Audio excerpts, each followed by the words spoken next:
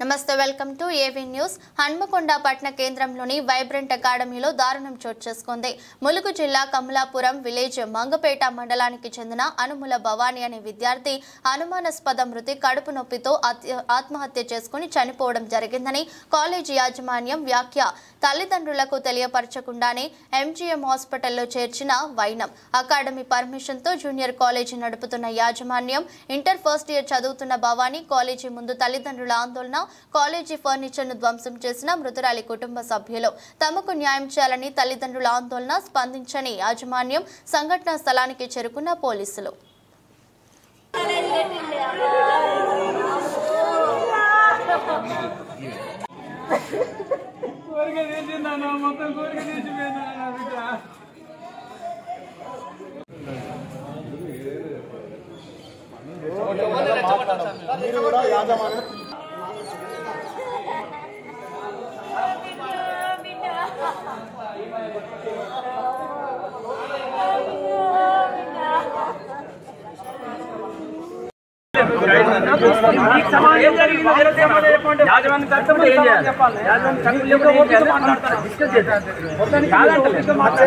ఎవరో వచ్చేసి మళ్ళీ చూడు బాబాయ్ బాబు కొత్త కనబడుతున్నావు ఆర్గనైజేషన్ అంతా తెలుస్తున్నాడు. 6 years అయితే కాము ఉండాలి. ఆర్గనైజేషన్ ఎప్పుడు కాము ఉండాలి, చూడాలి. ఏదైనా అన్యాయం జరుగుతుంది అప్పుడు స్టార్ట్. అది తప్పు చేస్తే ఏం చేస్తావు ఇప్పుడు? నువ్వు వస్తున్నావు పోయి రాకుండా ఇక్కడ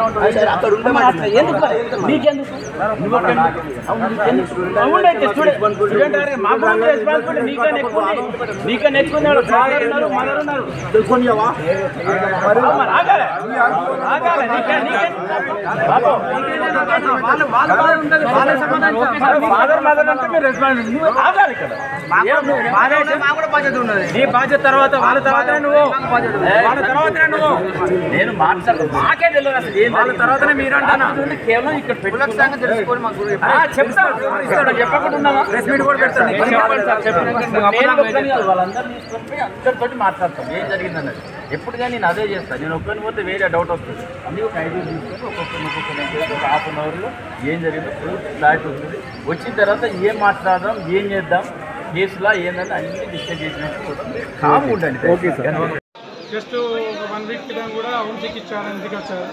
ఇంటికి వచ్చింది బాగానే ఉంది. ఎలా ఉంది బిడ్డ కాలేదంటే బాగానే ఉంది అన్నారు.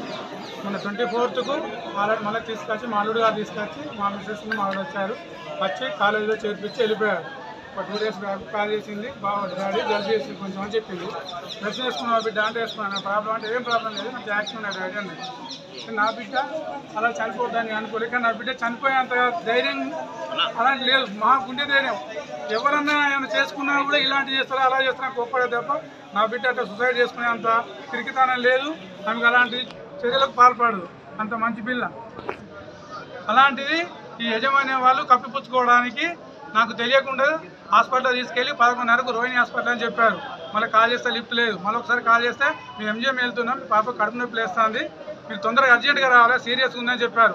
ఇంతవరకు మళ్ళీ కాల్ చేస్తే 100 ఫోన్లు చేసినా కూడా ఇంతవరకు కూడా ఫోన్ ఎత్తట్లేదు. సిఐ గారు వచ్చారు, ఎస్ఐ గారు వచ్చారు, వాళ్ళు ఫోన్ చేసినా కూడా స్పందన లేదు. యాజమాన్యం ఒక్కరు వచ్చింది, ఇక్కడ ఒక్క రెస్పాన్స్ కూడా ఏం లేదు. అందరం వచ్చి ఇక్కడ పిక్చర్ లెక్క చూసుకుంటూ తప్పేం లేదు. మా పాప అక్కడ ఎంజిఎం మార్చిలో వేసారు. తల్లిదండ్రులకు ఏం చెప్పకుండా తీసుకుపోయి మార్చిలో పడేసారు. మా అమ్మాయిని మాకు ఎంత బాధ అనిపిస్తుంది. ఎవరు ఎంత రెస్పాన్స్ అయ్యలేదు అసలు ఎవరిది. మాకు తగిన న్యాయం కోసం మేము పోరాడుతున్నాం. ఏబీవీపీ సంఘాలు వచ్చారు, విద్యార్థి సంఘాలు వచ్చారు, అందరూ వచ్చారు. మాకు తోడుగా నిల్చున్నారు. అందరూ మాకు సహకారం చేస్తారని అందరూ మాకు ధన్యవాదాలు చెప్తున్నాం. మీ అందరికీ నమస్కారం చేస్తున్నాం. మాకు సాయం చేయగలరని.